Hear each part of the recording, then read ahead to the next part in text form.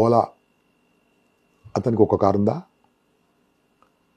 OYO వానికి LADS ఉందా? అవి బస్ ఆయనకి ఏమైనా బస్సు ఉందా?